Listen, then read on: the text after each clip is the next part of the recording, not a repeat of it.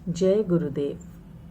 चलिए भक्तजनों, आज हिंदी अर्थ के साथ सुनते हैं सुंदरकांड और यह है उसका 5वां भाग। यह सुनकर रावण ने बहुत सुभट पठाए यानी कि राक्षसों को भेजा। उनको देखकर युद्ध के उत्साह से हनुमान जी ने भारी गर्जना की। हनुमान जी ने उसी समय तमाम राक्षसों को मारा। जो कुछ अधमरे रह गए थे वहां से पुकारते हुए भागकर गए। फिर रावण ने मंदोदरी के पुत्र, भक्तजनों ये सब हो रहा है जब हनुमान जी सारे फल खा गए थे और पेड़ों को तोड़ दिया था। फिर रावण ने मंदोदरी के पुत्र अक्षय कुमार को भेजा। वह भी असंख्य योद्धाओं को संग लेकर गया। उसे आते देखकर हनुमान जी ने हाथ में वृक्ष लेकर उस पर प्रहार किया और उसे मारकर फिर से बड़ी भारी शब्द से गर्जना की। हनुमान जी ने कुछ राक्षसों को मारा और कुछ को कुचल डाला और कुछ को धूल में मिला दिया, और जो बच गए थे वे जाकर रावण के आगे पुकार करने लगे कि हे नाथ, वानर बड़ा बलवान है। उसने अक्षय कुमार को मारकर सारे राक्षसों का संहार कर दिया। राक्षसों के मुंह से अपने पुत्र का वध सुनकर रावण बड़ा गुस्सा हुआ और महाबली मेघनाद को भेजा और मेघनाद से कहा कि हे पुत्र, उसे मारना मत, किंतु बांधकर पकड़ ले आना, क्योंकि मैं भी उसे देखूं तो सही ये वानर कहाँ का है। इंद्रजीत मेघनाद इंद्र को जीतने वाले असंख्य योद्धाओं को संग लेकर चला। भाई के वध का समाचार सुनकर उसे बड़ा गुस्सा आया। हनुमान जी ने उसे देखकर ये कोई दारुण भट यानी कि भयानक योद्धा आता है ऐसा जानकर कटकटा के महाघोर गर्जना की और दौड़े। एक भारी वृक्ष उखाड़कर उसने मेघनाद को विरत अर्थात रथहीन कर दिया तथा उसके साथ जो बड़े बड़े महाबली योद्धा थे उन सबको पकड़ पकड़ कर हनुमान जी ने अपने शरीर से मसल डाला। ऐसे उन राक्षसों को मारकर हनुमान जी मेघनाद के पास पहुंचे। फिर वे दोनों ऐसे भिड़े मानो दो गजराज आपस में लड़ रहे हों। हनुमान मेघनाद को एक घूसा मारकर वृक्ष पर जा चढ़े और मेघनाद को उस प्रहार से क्षण भर के लिए मूर्छित कर दिया। फिर मेघनाद ने सचेत होकर माया फैलाई, पर हनुमान जी किसी प्रकार जीते नहीं। मेघनाद अनेक अस्त्र चलाकर थक गया। तब उसने ब्रह्मास्त्र चलाया। उसे देखकर हनुमान जी ने प्रणाम करके मन में विचार किया कि इससे बंध जाना ही ठीक है, क्योंकि जो मैं इस ब्रह्मास्त्र को नहीं मानूंगा तो इस अस्त्र की अद्भुत महिमा घट जाएगी। मेघनाद ने हनुमान जी पर ब्रह्मास्त्र चलाया। उस ब्रह्मास्त्र से हनुमान जी गिरने लगे तो गिरते समय भी उन्होंने अपने शरीर से बहुत से राक्षसों का संहार कर डाला। जब मेघनाद ने जान लिया कि हनुमान जी अचेत हो गए हैं, तब वह उन्हें नागपाश में से बांधकर सभा में ले गए। महादेवी कहते हैं कि हे पार्वती सुनो, जिनके नाम का जप करने से ज्ञानी लोग भवबंधन को काट देते हैं, उन प्रभु का दूत हनुमान भला बंधन में कैसे आ सकता है। परंतु अपने प्रभु के कार्य के लिए हनुमान ने अपने को बांधा। हनुमान जी को बंधा हुआ सुनकर जब राक्षस उनको देखने को दौड़े और कौतुक के लिए उन्हें सभा में ले आए। हनुमान जी ने जाकर रावण की सभा देखी तो उनकी प्रभुता और ऐश्वर्य किसी कदर कही जाए ऐसी नहीं थी। कारण यह है कि तमाम देवता बड़े विनय के साथ हाथ जोड़े सामने खड़े उनकी भ्रुकुटी की ओर भय सभेत देख रहे थे। यद्यपि हनुमान जी ने उनका ऐसा प्रताप देखा, परंतु उनके मन में जरा भी डर नहीं था। हनुमान जी उस सभा में राक्षसों के बीच ऐसे निडर खड़े थे कि जैसे गरुड़ सर्पों के बीच निडर रहा करता है। रावण हनुमान जी की ओर देखकर हंसा और कुछ दुर्वचन भी कहे, परंतु फिर भी उसे पुत्र का मरण याद आ जाने से उसके हृदय में बड़ा संताप पैदा हुआ।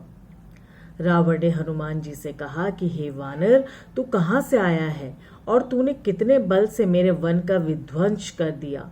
मैं तुझे अत्यंत निडर देख रहा हूँ, सो क्या तूने कभी मेरा नाम अपने कानों से नहीं सुना। तुझको हम जी से नहीं मारेंगे, परंतु सच कह दे कि तूने हमारे राक्षसों को किस अपराध के लिए मारा है। रावण के वचन सुनकर हनुमान जी ने रावण से कहा कि हे रावण, सुन, यह माया जिस परमात्मा के बल को पाकर अनेक ब्रह्मांड समूच रचती है, हे रावण, जिनके बल से ब्रह्मा, विष्णु और महेश ये तीनों देव जगत को रचते हैं, पालते हैं और संहार करते हैं, और जिनकी सामर्थ्य से शेष जी अपने सिर से वन और पर्वतों सहित इस सारे ब्रह्मांड को धारण करते हैं, और जो देवताओं के रक्षा के लिए और तुम्हारे जैसे दुष्टों को दंड देने के लिए अनेक शरीर यानी कि अवतार धारण करते हैं, जिसने महादेवी जी के अति कठिन धनुष को तोड़कर तेरे साथ तमाम राज समूहों के मत को भंजन किया, और जिसने खर, दूषण, त्रिशिरा और बलि ऐसे बड़े बलवान योद्धाओं को मारा है, और हे रावण सुन, जिसके बल के लवलेश अर्थात किंचित मात्र अंश से तूने तमाम चराचर जगत को जीता है, उस परमात्मा का मैं दूत हूं, जिसकी प्यारी सीता को तू हर ले आया है।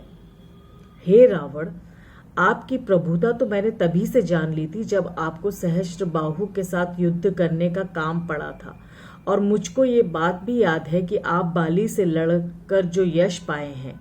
हनुमान जी के वचन सुनकर रावण ने हंसी में उड़ा दिया।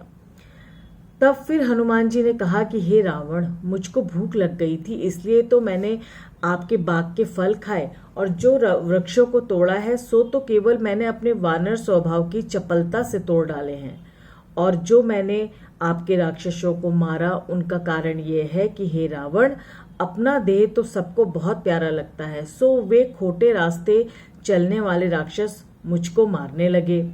तब मैंने अपने प्यारे शरीर की रक्षा करने के लिए जिन्होंने मुझको मारा था उनको भी मारा। इस पर आपके पुत्र ने मुझको बांध दिया। हनुमान जी कहते हैं कि मुझको बंद जाने से कुछ भी शर्म नहीं आती, क्योंकि मैं अपने स्वामी का कार्य करना चाहता हूँ। हे रावण, मैं हाथ जोड़कर आपसे प्रार्थना करता हूँ, जो अभिमान छोड़कर मेरी शिक्षा सुनो, और अपने मन में विचार करके तुम अपने आप खूब अच्छी तरह देख लो, और सोचने के बाद भ्रम छोड़कर भक्तजनों के भय मिटाने वाले प्रभु की सेवा करो। हे रावण, काल जो देवता, दैत्य और सारे सच्चराचर को खा जाता है भी जिसके सामने अत्यंत भयभीत रहता है, उस परमात्मा से कभी बैर नहीं करना चाहिए। इसलिए जो तू मेरा कहना माने तो सीता जी को रामचंद्र को दे दे। हे रावण, खर के मारने वाले रघुवंश मणि रामचंद्र जी भक्त, पालक और करुणा के सागर हैं, इसलिए यदि तू उनकी शरण चला जाएगा तो वे प्रभु तेरे अपराध को माफ करके तेरी रक्षा करेंगे। इसलिए तू रामचंद्र जी के चरण कमलों को हृदय में धारण कर और उनकी कृपा से लंका में अविचल राज कर। महामुनि पुलत्स्य का यश निर्मल चंद्रमा के समान परम उज्जवल है, इसलिए तू उस कुल के बीच के बेकलंक के समान मत हो। हे रावण, तू अपने मन में विचार करके मद और मोह को त्याग कर अच्छी तरह जांच ले कि राम के बिना वाणी कभी शोभा नहीं देती। हे रावण, चाहे स्त्री अब अलंकारों से अलंकृत और सुंदर क्यों ना होवे, परंतु वस्त्र के बिना वे कभी शोभायान नहीं होती, ऐसे ही राम नाम बिना वाणी शोभायान नहीं होता। हे रावण, जो पुरुष रामचंद्र जी से विमुख है उनकी संपदा और प्रभुता पाने पर भी न पाने के बराबर है, क्योंकि वह स्थिर नहीं रहती किंतु तुरंत चली जाती है। देखो, जिन नदियों के मूल में कोई जल स्रोत नहीं है, वहां बरसात हो जाने के बाद फिर सब जल सूख ही जाता है, कहीं नहीं रहता। हे रावण सुन, मैं प्रतिज्ञा करके कहता हूँ कि रामचंद्र जी से विमुख पुरुष का रखवारा कोई नहीं है। हे रावण, रामचंद्र जी से द्रोह करने वाले तुमको ब्रह्मा, विष्णु और महादेव भी बचा नहीं सकते। आज का भाग यहीं तक। अब चलिए हम राम नाम का जप करते हैं स्वयं नीम करोली बाबा जी के साथ।